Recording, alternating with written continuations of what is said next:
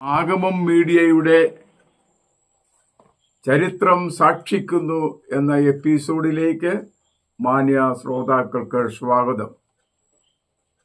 Indian ജനതയിൽ മഹാഭൂരിപക്ഷം വരുന്ന അധസ്ഥിതരുടെ സംരക്ഷണത്തിന് വേണ്ടി പുതിയ കുറെ അവതാരങ്ങൾ രംഗപ്രവേശം ചെയ്തിട്ടുണ്ട്. അവരുടെ പേരുകൾ കേട്ടാൽ നാം ഭയചകിതരാകും. ശ്രീരാം സേന, ഹനുമാൻ സേന, ബജ്രംഗദൾ, RSS ഇങ്ങനെ പോകുന്നു. അവരൊക്കെയും വാസ്തവത്തിൽ കുറുക്കന്മാരായി ഈ കോഴികളെ സംരക്ഷിക്കുവാൻ അവതരിച്ചിരിക്കുകയാണ്. നൂറ്റാണ്ടുകളായി അവർ ഈ ജനത്തെ പീഡിപ്പിച്ചുകൊണ്ടിരിക്കുകയാണ്. ബ്രാഹ്മണന്മാർ 3 പേര് കൂടി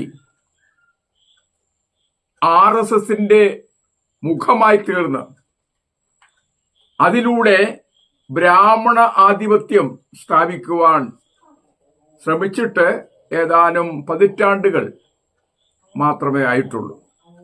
അതിനു മുമ്പ് തന്നെ തുടങ്ങിയ അവരുടെ മനുസ്മൃതിയും അതിനു മുമ്പുള്ള ചില വേദങ്ങളും ഇവിടെ ഉള്ള ജനതയെ ബ്രാഹ്മണാധിപത്യത്തിന് കീഴിൽ കൊണ്ടുവരാനാണ് ശ്രമിച്ചത്.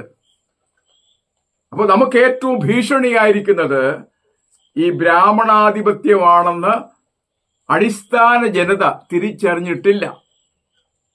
ഇന്നത്തെ BJP എന്ന രാഷ്ട്രീയ പ്രസ്ഥാനം അവരുടെ സംരക്ഷണയ്ക്ക് വേണ്ടി രൂപീകൃതമായതാണ്. അവരുടെ താല്പര്യങ്ങൾ സംരക്ഷിക്കുക എന്നതല്ലാതെ പീഡനം അനുഭവിക്കുന്നവരുടെ മോചനത്തിന് വേണ്ടി അവരൊന്നും ചെയ്യുന്നില്ല. അതിലേക്കായി അവർ കുതന്ത്രങ്ങളാണ് ആവിഷ്കരിക്കുന്നത്. ഇന്ത്യയിൽ 2 ദലിതരെ അല്ലെങ്കിൽ ഒരു പട്ടികജാതിക്കാരനെയും ഒരു പട്ടികവർഗക്കാരിയെയും ഒരു മുസ്ലിം ന്യൂനപക്ഷത്തെയും പ്രസിഡന്റ് പദവിയിലേക്ക് കൊണ്ടുവന്ന് അതുവഴി ഇവിടുത്തെ ന്യൂനപക്ഷങ്ങളെയും പിന്നോക്ക ജനതയും തങ്ങളുടെ കൊടിക്കീഴിലാക്കാൻ കഴിയുമെന്ന് കരുതി. അത് വലിയ കുറുക്കൻ തന്ത്രമായിരുന്നു. ഇന്ന് ധാരാളം പേര് അങ്ങനെ അവരോട് ചേർന്നുകൊണ്ടിരിക്കുന്നുണ്ട്. കേരളത്തിലെ ഈ അരമന പുരോഹിതവർഗം അല്ലെങ്കിൽ പുരോഹിത തൊഴിലാളികൾ, റോമൻ കത്തോലിക്ക, യാക്കോബായ, ഓർത്തഡോക്സ് സഭാഭേദങ്ങളിൽപ്പെട്ടവർ ഇവരുമായിട്ട് കോംപ്രമൈസ് ചെയ്ത് അവരുടെ വമ്പിച്ച സ്വത്തുകൾ സംരക്ഷിക്കാമെന്ന് കരുതിയിട്ടുണ്ട്. അതാണല്ലോ അടുത്ത കാലത്ത് കാസയും അവരോട് ചേർന്ന ഈ അരമന തൊഴിലാളി വർഗങ്ങളും ചേർന്ന്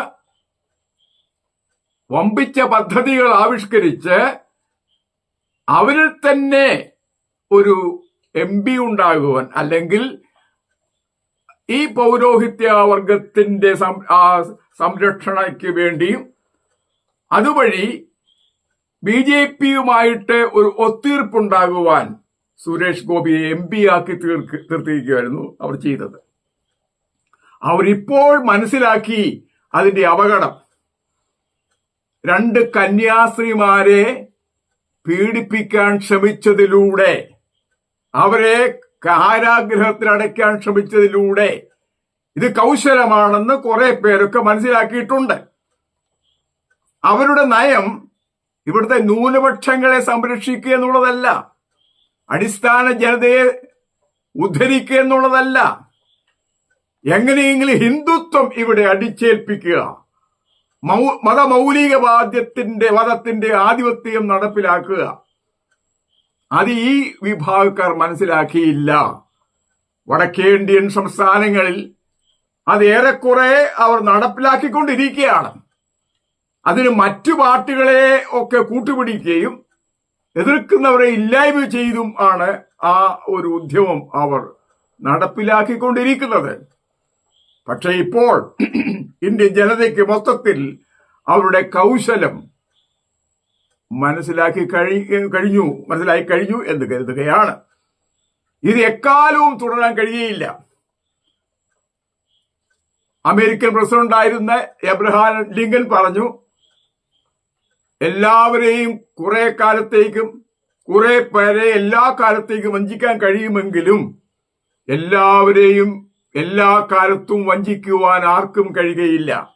അപ്പൊ ഈ കൗശല നയം, കുറുക്കൻ അടവ്, കോഴിയെ ഹിംസിക്കുവാനുള്ള നയം അവർ ശ്രമിച്ചതാണ്. ഇന്ത്യയിൽ വർണ്ണാശ്രമ ധർമ്മത്തെ എതിർത്ത് രംഗത്ത് വന്ന 2 മതങ്ങളെ അവർ ഇല്ലാതെയാക്കി, ബുദ്ധമതത്തെയും ജൈനമതത്തെയും. എങ്ങനെയാണ്? ആദ്യം സാന്ത്വനത്തിലൂടെ അവരുടെ ഇടയിലേക്ക് കയറിച്ചെന്ന് അവരെ ഇതിൽ ഉൾപ്പെടുത്തി വശപ്പെടുത്തി അധീനതയിലാക്കാൻ ശ്രമിച്ചു. സാധിക്കാതെ വന്നപ്പോൾ തലവെട്ടി അവരെ ഇല്ലായ്മ ചെയ്തു. അതിനുശേഷം കടന്നു വന്ന ഇസ്ലാം മതം അവര് ചെറുത്തു നിന്നു. അതുകൊണ്ട് ഒന്നും സാധിച്ചില്ല. അതിനോട് ബന്ധപ്പെട്ട് ഇസ്ലാം മതത്തിന്റെ ആവിർഭാവത്തെ ഏതാനും വർഷങ്ങൾക്ക് മുമ്പ് ക്രിസ്തു മതവും ഇവിടെ വേരുറക്കിയുണ്ടായി. 1-ാം നൂറ്റാണ്ടിലാണെന്ന് ചില ആളുകൾ പറയുന്നുണ്ടെങ്കിൽ വെറും വിവരക്കേട് മാത്രമാണത്. 7 നൂറ്റാണ്ടോട് ബന്ധപ്പെട്ട് ഇവിടെ ആവിർഭവിച്ച ക്രിസ്തു മതവും ഈ ഒരു നയത്തിന്റെ ചുവട് പിടിച്ച് സവർണ ലോബികളെ ചേർന്ന് ഇവിടെ ഒരു ബ്രാഹ്മണാധിപത്യത്തിന് കുട പിടിക്കുകയായിരുന്നു ചെയ്തത്. എന്നാൽ 18-ാം നൂറ്റാണ്ടോടുകൂടി ക്രൈസ്തവ മിഷണറിമാർ ഇവിടെ കടന്നു വരികയും അവരുടെ നവോത്ഥാന പ്രക്രിയയുടെ ഫലമായിട്ട് ഇവിടെയുള്ള അടിച്ചമർത്തപ്പെട്ട വമ്പിച്ചൊരു കൂട്ടം ആളുകൾ ക്രൈസ്തവരായി തീർന്നു. അവരിപ്പോൾ ഇന്ത്യൻ ജനതയിൽ 80% അവരെ ഇല്ലായ്മ ചെയ്യാനാണ് ഈ സവർണ ലോബികൾ, ഈ മാടമ്പിമാർ ശ്രമിച്ചുകൊണ്ടിരിക്കുന്നത്. അത് സാധിക്കുകയില്ല. അത് ഒരിക്കലും ഞങ്ങൾ അനുവദിക്കുകയില്ല. അതെങ്ങനെ സാധിക്കുമെന്ന് നിങ്ങൾ ചിന്തിക്കുമായിരിക്കാം. അങ്ങനെ ചിന്തിച്ചാൽ അതിന്റെ രീതികൾ വഴിയെ നിങ്ങൾ മനസ്സിലായിക്കൊള്ളൂ.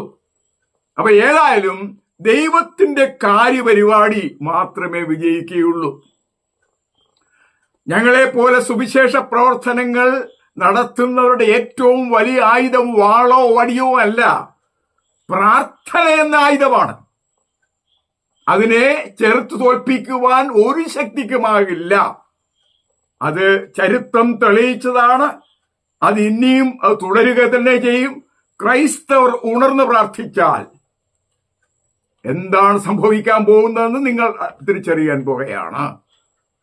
അപ്പോൾ ഇനി ഈ കുറുക്കന്മാരുടെ അടവ് നയം കേരളത്തിൽ എന്നല്ല, ഇന്ത്യയിൽ ഒരിടത്തും വിജയിക്കാൻ പോകുന്നില്ല.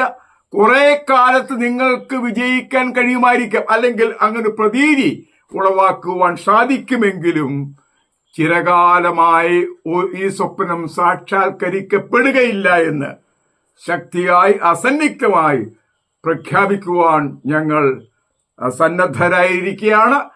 ഞങ്ങളുടെ സംരംഭങ്ങൾക്ക് ഇതുവരെയും സഹകരിച്ച എല്ലാവരോടും നന്ദി അറിയിക്കുന്നതിനോടൊപ്പം തുടർന്നും ഞങ്ങളെ പിന്തുണയ്ക്കണം.